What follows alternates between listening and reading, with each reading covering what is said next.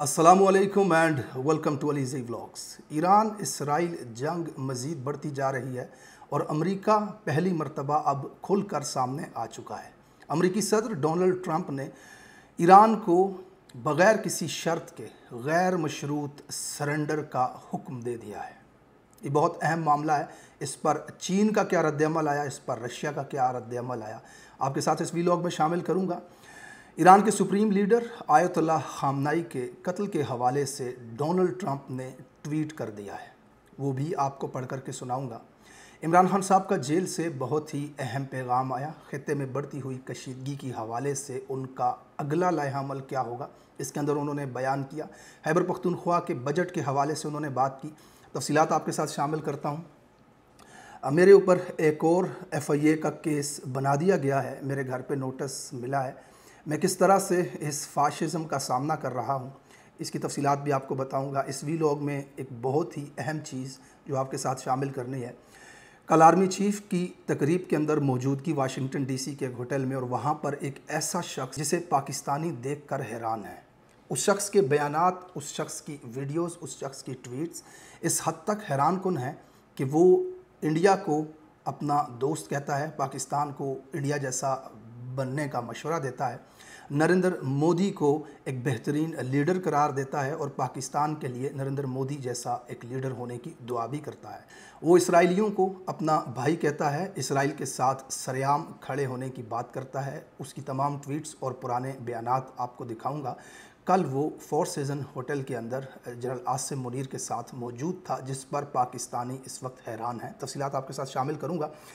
सबसे पहले Donald Trump का ट्वीट आपको पढ़ करके सुनाता हूं कि अमेरिका इस वक्त ईरान इसराइल जंग के अंदर शामिल हो चुका है। डोनाल्ड ट्रंप लिखते हैं, अब हमारे पास ईरान की फ़िज़ाओं पर मुकम्मल कंट्रोल है। ईरान के पास अच्छे स्काई ट्रैकर्स और दीगर दिफाई साजो सामान था, और वो भी काफ़ी मकदार में, लेकिन ये अमरीकी तैयार करदा, अमरीकी सोच और अमरीकी साख्ता टेक्नोलॉजी का मुकाबला नहीं कर सकता। दुनिया में USA जैसा कोई नहीं कर सकता। डोनाल्ड ट्रंप आगे एक ट्वीट के अंदर सुप्रीम लीडर ईरान के आयतुल्लाह खामनाई के हवाले से लिखते हैं, हमें बिल्कुल मालूम है कि ये नाम नहाद सुप्रीम लीडर कहाँ छुपा हुआ है। वो एक आसान हदफ है, लेकिन इस वक्त वो महफूज जगह पर है। हम उसे फ़िलहाल ख़त्म नहीं करना चाहते, लेकिन हम ये भी नहीं चाहते कि शहरियों या अमरीकी फ़ौजियों पर मिज़ाइल फ़ायर किए जाएं। हमारा सब्र ख़त्म होता जा रहा है। इस मामले पर आपकी तवज्जो का शुक्रिया। उसके बाद डोनाल्ड ट्रंप का 2 लफ्ज़ों का ट्वीट, अनकंडीशनल सरेंडर, गैर मशरूत सरेंडर कर दिया जाए ईरान से। ये अमेरिका के सदर ईरान से कह रहे हैं। इसके ऊपर चाइना का रद्दअमल सामने आया। इस पर पेंटागन ने मशरक़ वस्ता में मौजूद अमरीकी फ़ौजी अड्डों पर हाई अलर्ट जारी कर दिया, जिनमें UAE, उर्दन और सऊदी अरब शामिल हैं। अब चीन के जो सदर हैं, उनका बयान सामने आया। उन्होंने कहा, दुनिया अमेरिका के बगैर भी आगे बढ़ सकती है। हर सुल्तनत ख़ुद को नागुज़ीर समझती है, लेकिन सबका सूरज ग़रूब होता है। अमेरिका ईरान पर हमला जल्दी पर तेल का काम करेगा, ये चीनी तर्जुमान ने कहा। यानी कि चीन के इस हवाले से अब खुलकर बयान सामने आने लगे हैं। 17 जून 2025 ईरान इसराइल जंग के हवाले से चीन ने एक बयान जारी किया। चीनी वजारत ख़ारजा के तर्जुमान ने कहा है कि चीन तमाम फ़रीक़ैन से फ़ौरी तौर पर कशीदगी कम करने और मुज़ाकरात के ज़रिए तनाज़ा हल करने की अपील करता है। उन्होंने ज़ोर दिया कि धमकियों और इश्तिहाल अंगेज़ी से मशरक़ वस्ता में अमन मुमकिन नहीं और सफ़ारती रास्ता ही वाहिद हल है। चीन ने अमरीकी सदर डोनाल्ड ट्रंप पर इल्ज़ाम आयद किया कि इनके बयानात जैसे कि तेहरान खाली करने की धमकी कशीदगी को मज़ीद बढ़ा रहे हैं। चीनी वज़ीर ख़ारजा ने ईरान और इसराइल के वज़राए ख़ारजा से टेलीफोनिक राब्ते में तहम्मुल का मुज़ाहरा करने और खित्ते में जंग को वसी होने से बचाने पर ज़ोर दिया है। अब जनाब, रूस का इसके अंदर रूसी वजारत ख़ारजा का क्या रद्दअमल था। रूसी वजारत ख़ारजा ने इसराइल के ईरान पर हमलों को गैर कानूनी करार दिया और कहा यह अक़वाम मुत्तहिदा के मंशूर और बैनुल अक़वामी कवानीन की खिलाफ वर्जी है। उन्होंने ख़बरदार किया कि ईरान को पुरअमन जोहरी तनसीबात पर हमले आलमी सतह पर जोहरी तबाही का ख़तरा बढ़ा सकते हैं। रूसी नायब वज़ीर ख़ारजा ने कहा कि ईरान ने अपने दिफा के तहत कार्रवाइयाँ की हैं और इसराइल को तहम्मुल का मुज़ाहरा करना चाहिए। उन्होंने ईरान की जोहरी तनसीबात पर हमलों के मुमकिन ख़तरनाक नताइज पर भी ज़ोर दिया है। मैं ज़्यादा तफसीलात में नहीं जाऊँगा, मुख्तसरन आपको ये बता दूँ कि ईरान इस वक्त एटम बम की तैयारी के बिल्कुल आखिरी मरहले में है। इसराइल और अमेरिका उसे रोकना चाहते हैं। डोनाल्ड ट्रंप ने कल अपनी ट्वीट में बिल्कुल वाज़े कहा कि ईरान किसी सूरत भी एटमी हथियार नहीं रख सकता। मुतअद्दिद मकामात पर जहाँ एटम बम बनाने का काम जारी था, हमले किए गए, लेकिन उन तनसीबात को मुकम्मल तौर पर तबाह नहीं किया जा सका। अब पूरी दुनिया को ये लग रहा है कि ईरान अपना एटम बम अगले 1 से 1.5 हफ्ते के अंदर मुकम्मल करने जा रहा है, जिसे रोकने के लिए अमेरिका और इसराइल पूरा जोर लगा रहे हैं। ईरान के अंदर रजीम चेंज के लिए बहुत कोशिशें की जा रही हैं कि किसी तरह से सुप्रीम लीडर को मार दिया जाए, उनके अहम कमांडर्स को मार दिया जाए, इस हुकूमत की जो ताकत है उसे ख़त्म करके एक नई हुकूमत यहाँ पे कायम की जाए जिसके ज़रिए अपने अहदाफ को हासिल किया जाए। लेकिन इस वक्त ये एक बहुत ही मुश्किल काम है। आसान अल्फाज में आपको बताऊं तो ये इसराइल के लिए मुमकिन नहीं है जब तक अमेरिका ख़ुद इस जंग के अंदर ज़मीनी मुदाखलत नहीं करता, तब तक इसराइल अपने इस हदफ को कम से कम पूरा नहीं कर पाएगा। दूसरी तरफ ईरान जवाबी हमले कर रहा है इसराइल के ऊपर। ईरान मज़ीद इस जंग को 1 महीने तक लेकर के चल सकता है, इतनी कैपेबिलिटी ईरान के पास मौजूद है। लेकिन इसराइल के ऊपर जो हमले हो रहे हैं, तारीख़ में पहली मरतबा इस बड़े पैमाने पर उनके शहरों के अंदर बमों का गिरना, और उनकी उस तरह से ट्रेनिंग तो है नहीं, सारी दुनिया में उन्होंने बम मारे ही हैं, कभी खाए तो है नहीं। तो ये पहली मरतबा ऐसा हो रहा है कि इसराइल ज़बरदस्ती अमेरिका को इस जंग के अंदर घसीटने की कोशिश कर रहा है। आने वाले हालात किस तरफ जाएंगे, आज चीन का बयान बहुत मानी खेज था, रशिया खुल कर के इसराइल की मुखालफत कर रहा है। तो ये बात अगर मज़ीद आगे बढ़ी, तेहरान पर कोई बड़ा हमला किया गया, जैसे कि कल डोनाल्ड ट्रंप ने अपने ट्वीट में कहा था कि तेहरान को खाली कर दिया जाए, और आज जो वो कह रहे हैं कि सुप्रीम लीडर हमें पता है कहाँ है और हमारे पास किस तरह के हथियार मौजूद हैं, और ये रजीम चेंज ऑपरेशन जो है या ईरान को एटमी ताकत बनने से रोकने की जो जंग है, ये मज़ीद आगे बढ़ी तो आलमी जंग का ख़तरा मज़ीद बढ़ सकता है। सिचुएशन इस वक्त एक ख़तरनाक मोड़ पर खड़ी है। आने वाले घंटे, आने वाले दिन बहुत ही अहम हैं इस सिचुएशन के अंदर। बहरहाल इमरान खान साहब का जेल से अहम पैगाम आया, वो आपके साथ में शामिल कर दूं। खान साहब कहते हैं, अडयाला जेल में नाहक कैद साबिक वज़ीर-ए-आज़म इमरान खान को 1 हफ़्ता कैद तन्हाई में रखने के बाद अहल खाना से मुलाकात और गुफ्तगू करवाई गई। इमरान खान साहब कहते हैं, आलमी हालात की वजह से मैंने अपनी पार्टी को तहरीक 2 हफ़्तों के लिए मुअख्खर करने की हदायत की है। मौजूदा आलमी हालात के असरात पाकिस्तान पर भी आएंगे, बल्कि आ रहे हैं। ऐसे हालात में कौम को मुत्तहिद होने की ज़रूरत है। खैबर पख्तूनख्वा का बजट तो पेश करना ही था। बजट पास करने से पहले मुशावरत के लिए अली अमीन, उमर अयूब, मुजम्मिल असलम, तैमूर जगड़ा और शिबली फराज मुझे ब्रीफिंग देंगे, तब ही बजट पास होगा। वफाकी बजट मुकम्मल तौर पर अशराफिया का बजट है जिसके असासे बाहर हैं, इन पर कोई असर नहीं पड़ेगा।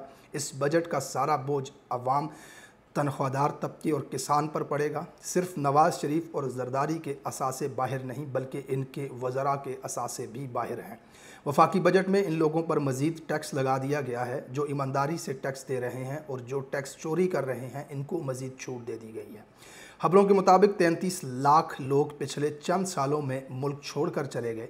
इनमें से बेशतर अपनी कुल मालियत और असासे साथ लेकर गए होंगे। ये सिर्फ ब्रेन ड्रेन नहीं है, बल्कि मुल्की पेशा भी बाहर जा रहा है, क्योंकि यहाँ किसी को तहफ़्फ़ुज़ फराहम नहीं। जिसके पास 3 साल पहले 50,000 रुपये थे, आज इसकी हैसियत बमुश्किल 20,000 है। ये 60% महंगाई है। कोरोना जैसी आलमी वबा और आलमी मुआशी बहरान में हमारे मुआशी एदाद व शुमार देखें और आज देखें, ज़मीन आसमान का फ़र्क है, क्योंकि हमारी सारी पॉलिसीज़ पाकिस्तान की बेहतरी और इसकी तरक्की के लिए थी। जब रूल ऑफ़ लॉ ना रहे तो जमहूरियत ख़त्म हो जाती है, नाइंसाफ़ी मज़ीद बढ़ती है, जिसके बायस दहशतगर्दी में भी इजाफ़ा होता है। इससे मैशियत मज़ीद नीचे जाती है और लोगों में मायूसी फैलती है। इसमें खान साहब ने अपनी तहरीक को 2 हफ़्तों के लिए मौखर किया। ईरान इसराइल जंग के हवाले से, ख़ित्ते में बढ़ती हुई कशीदगी के हवाले से, और इमरान खान साहब ने दूसरी अहम बात इसके अंदर ये की कि खैबर पख्तूनख्वा का जो बजट है वो तो हर सूरत पेश करना ही था। मैं अपने गुज़िश्ता वीलॉग्स में आपको बता रहा था कि ये एक आइनी बहरान क्रिएट कर सकता है बजट ना पेश करना। अगर बजट ना पेश किया जाए, बजट पास ना हो, तो फिर आइन के मुताबिक गवर्नर के पास ये इख्तियार चला जाता है कि वो गवर्नर राज लगा सके, एमरजेंसी लगा सके, सूबे के अंदर तमाम अखराजात और तनख्वाहों वगैरह को बंद कर दिया जाए। तो ये एक आइनी बहरान की कैफियत क्रिएट हो सकती थी। अब देखना ये है कि बजट पेश तो हो गया लेकिन अभी तक पास नहीं हुआ, तो क्या इसके लिए इमरान खान साहब से मुशावरत होती है या नहीं।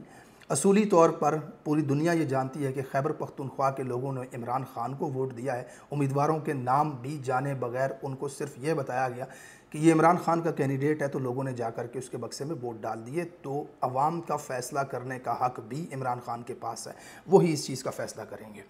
बहरहाल आर्मी चीफ साहब की कल की जो तकरीब थी उसके अंदर एक ऐसा शख्स हमें स्टेज पे नज़र आया, तकरीर करता हुआ, स्टेज पर खड़ा हुआ, जो पाकिस्तानियों के लिए हैरान कुन था। मैं भी ऑनेस्टली उस शख्स को देख करके हैरान हुआ, क्योंकि मैं बहुत अरसे से उस शख्स को फॉलो कर रहा था।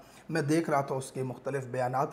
पिछले दिनों पाकिस्तान के अंदर टेलीविजन्स पर बिठाया गया उस शख्स को डोनाल्ड ट्रंप का मुशीर ख़ास बता करके, जिसके बाद डोनाल्ड ट्रंप का जो मुशीर है रिचर्ड ग्रेनेल, उसने ट्वीट करके इस शख्स को झूठा करार दिया, यानी कि ये शख्स झूठा है, ये कोई मुशीर वशीर नहीं है। तो उस वक्त फिर लोगों को पता चला कि यार ये आदमी तो झूठ बोल रहा है। मतलब पूरी दुनिया के अंदर इस आदमी की सबकी हुई बेइज्जती हुई कि पाकिस्तान के टेलीविज़न चैनल्स के ऊपर बैठ करके ये शख्स अपने आप को डोनाल्ड ट्रंप का मुशीर कह रहा है, जबकि ऑफिशियल रजिस्टर्ड मुशीर जो है डोनाल्ड ट्रंप का, वो ये कह रहा है कि ये आदमी झूठा है, ये डोनाल्ड ट्रंप का मुशीर नहीं है। ये तपस्वी जी जैसा दिखने वाला आदमी कल हमने आर्मी चीफ साहब की तकरीब के अंदर देखा, तो हमने इसकी कुछ फुटेजेस भी देखी। अब आप ज़रा ये देखें कि ये आदमी इसराइल के हवाले से क्या कहता है। साजिद तारड़ इनका नाम है, आप शायद इनके नाम से वाकिफ़ होंगे। ये अपने आप को ट्रंप का मुशीर कहते रहे बड़े अरसे तक। 9 अक्टूबर 2023 को साजिद तारड़ साहब, यही शख्स जो कल आर्मी चीफ की तकरीब में मौजूद थे, अपने ट्विटर अकाउंट पर इसराइल के हवाले से क्या लिखते हैं, ज़रा ये सुनिए। वो लिखते हैं, we Muslims of America are standing with Israel and rejecting the aggression of Hamas against Israeli civilians. We are praying for the safety of our Israeli American brothers and sisters who have been held hostage. आगे फिर वो अनीला अली को tweet करते हैं, Israeli PM को tag करते हैं इसके अंदर। तो ये इनके ख्यालात हैं इसराइल के हवाले से। इसराइली ब्रदर्स एंड सिस्टर्स इनके मुताबिक जो हॉस्टेज किए गए हैं उनके लिए हम दुआ करते हैं और हम उनके साथ खड़े हैं हमास के ख़िलाफ़। तो ये शख्स जब लोगों ने आर्मी चीफ की तकरीब के अंदर स्टेज पर देखा तो लोगों को हैरत हुई कि ये कैसा शख्स है। अब इस शख्स की इंडिया के हवाले से क्या ख्यालात हैं, ज़रा छोटा सा वीडियो क्लिप आप मुलाहिज़ा फरमाएं। मुझे आज तक भारत के अंदर जाके ये फीलिंग्स नहीं आई कि ये मेरा मुल्क नहीं है, या मुझे कोई डर है, या मुझे कोई खौफ है किसी से। अब ये इंडिया के हवाले से ये कहते हैं कि वहाँ जा कर के मुझे ऐसा फील ही नहीं होता कि ये मेरा मुल्क नहीं है। तो अब पाकिस्तानियों के लिए ये हैरान कुन तस्वीर थी कि ये तपस्वी जी वहाँ स्टेज पर क्या कर रहे थे। अब नरेंद्र मोदी के हवाले से ये साहब क्या फरमाते हैं, ये मुख्तसर सा क्लिप ज़रा वो भी आप मुलाहिज़ा फरमाएं। मैंने बताया ना कि हमारे पाकिस्तान में डिसीजन होते हैं अवाम के फायदे के बेस पे नहीं होते, वहां पे एस्टेब्लिशमेंट के फायदे के बेस पे डिसीजन होते हैं।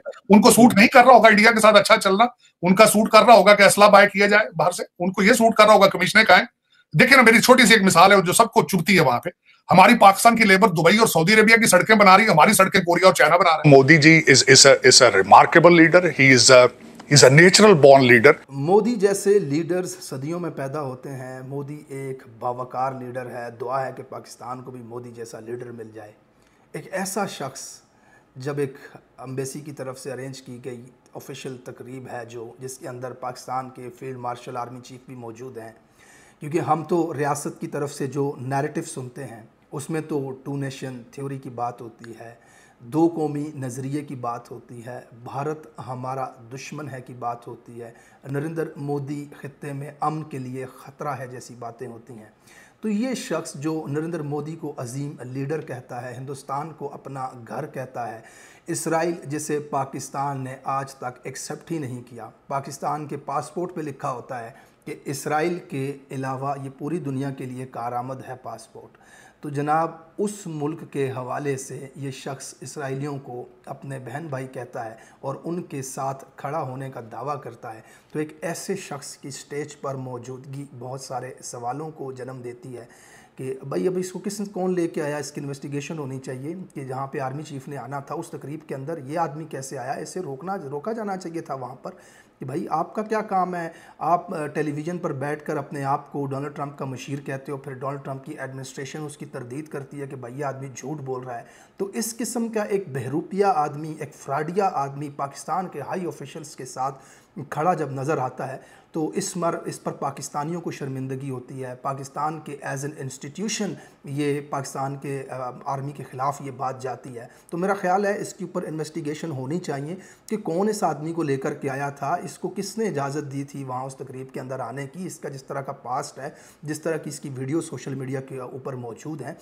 अब मेरे ऊपर अनफॉर्चुनेटली एक और केस बन गया, मेरे घर पे ख़त भेज दिया गया जनाब FIA की तरफ से कि अब आप आएँ। पहले तो क्या केस है वो नहीं बताया गया था, कौन मुद्दई है नहीं बताया गया था। अब बहरहाल इस केस के अंदर उन्होंने लिख दिया कि भाई रियासत मुद्दई है, रियासत ने आप पर केस किया है और आप एंटी स्टेट हैं। अब ये बातें जो मैं कर रहा हूँ इस वीलॉग में, क्या ये एंटी स्टेट बातें हैं? मैं पाकिस्तानी हूँ, पाकिस्तान मेरा मुल्क है, इसके इदारे मेरे हैं, इसका आर्मी चीफ़ जो है, इस पाकिस्तान के इदारे का आर्मी चीफ़ है, उस आदमी के साथ एक ऐसा शख्स खड़ा है जो भारत को अपना मुल्क कहता है। आर्मी चीफ़ की ज़बानी तो हम ये सुनते हैं कि दो कौमी नज़रिया है, तो ये शख्स तो कहता है कि नरेंद्र मोदी जो है वो बहुत अजीम लीडर है। मैं पाकिस्तान के लिए ऐसे लीडर की दुआ करता हूँ। नरेंद्र मोदी ऑपरेशन सिंदूर जैसे पाकिस्तान के ऊपर हमले कर रहा होता है, हम इसराइल को मुल्क ही नहीं मानते, ये आदमी आकर के कहता है मैं इसराइल के साथ खड़ा हूँ। तो एक ऐसा शख्स उस तकरीब के अंदर स्टेज पर, तो फिर मैं सवाल तो पूछूँगा ना जी। तो इसके ऊपर अगर आपने मेरे पे केस करना है तो केस कर दीजिए। मैं तो जो देखता हूँ वो मैं यहाँ पे आकर के बोल देता हूँ। अगर ये किसी को लगता है कि ये गैर कानूनी है, ये रियासत पर हमला है, ये एंटी स्टेट बातें हैं, तो आप समझते रहिए मैं अल्लाह और रसूल के नज़दीक हक़ बात करता हूँ, मुझे हक़ दिखता है, मैं उसके ऊपर बोल रहा हूँ। मैं आपकी ताकत का मुकाबला नहीं कर सकता, मैं आपके सामने बंदूक नहीं उठा सकता, मैं आपसे जीत नहीं सकता, आप बहुत ताकतवर हैं। एक चीज़ मैं कर सकता हूँ कि मैं कम से कम ये बोलूँ कि यहाँ पे ये गलत चीज़ हो रही है, ये नहीं होनी चाहिए। इमरान खान साहब को नाहक तौर पे जेल के अंदर रखा हुआ है, इसके ऊपर तो मैं बोलूँगा। उसकी बीवी का कसूर कोई नहीं था, उसे जेल में डाल दिया गया, ये बात तो मैं करता रहूँगा। इलेक्शन रिग हुआ, 4.5 करोड़ वोट डाले लोगों ने, आपने उनके फ़ैसले को रद्दी की टोकरी में फेंक करके 17 सीटें वालों को उठा करके वज़ीर-ए-आज़म हाउस में बिठा दिया। ये तो बातें मैंने सारी ज़िंदगी करनी है। आज अगर मैं वीलॉग करना छोड़ दूँ, अपना ये आखिरी वीलॉग बना के आप सबको अल्लाह हाफ़िज़ कह दूँ, कल से केस भी ख़त्म हो जाएगा, तंग करना भी ख़त्म हो जाएगा, परेशानी भी ज़िंदगी में नहीं आएगी। अपनी ज़िंदगी जीता रहूँगा जैसे 25 करोड़ अवाम जी रहे हैं। मैं कोई पाकिस्तान का मामा नहीं लगा हुआ, पाकिस्तान का चौधरी नहीं लगा हुआ। इसी तरह के मैसेजेस मुझे मिलते हैं, लेकिन मुझे जो गलत दिखता है मैं उसके ऊपर बात करता रहूँगा और इंशाअल्लाह ताला अपने इन तमाम केसेस को मैं कानूनी तौर पर फेस करूँगा। मैं अदालतों के अंदर जाऊँगा, मैं किसी केस से भी पीछे नहीं हटता। इस वक्त मैं पाकिस्तान के अंदर मौजूद नहीं हूँ और मेरे लिए ये मुमकिन नहीं है कि मैं एक दिन के अंदर पाकिस्तान में आकर एबटाबाद की ब्रांच में जा कर के अपने आप को प्रेजेंट करूँ। मैं अपने वकील को इंशाअल्लाह ताला भेजूँगा, देखेंगे जो भी होगा फेस करेंगे इंशाअल्लाह ताला। मुझे यकीन है अल्लाह ताला की ज़ात पे, मेरा ये ईमान है कि मैं हक़ बात कर रहा हूँ। ईमान के कम से कम मैं दूसरे दर्जे पे रहना चाहता हूँ कि जहाँ बुराई को ज़बान से बुरा कहा जाए। आप लोग मेरी इस जद्दोजहद के अंदर मुझे सपोर्ट करना चाहते हैं तो वीडियो के नीचे थैंक्स का बटन आपको नज़र आ रहा होगा, उस पर क्लिक करके आप मुझे सपोर्ट कर सकते हैं। बहरहाल thank you so much for watching this vlog. अपना बहुत सारा आपने ख्याल रखना है। अगले वीलॉग में आपसे एक बार फिर होगी मुलाकात, तब तक के लिए अल्लाह हाफ़िज़।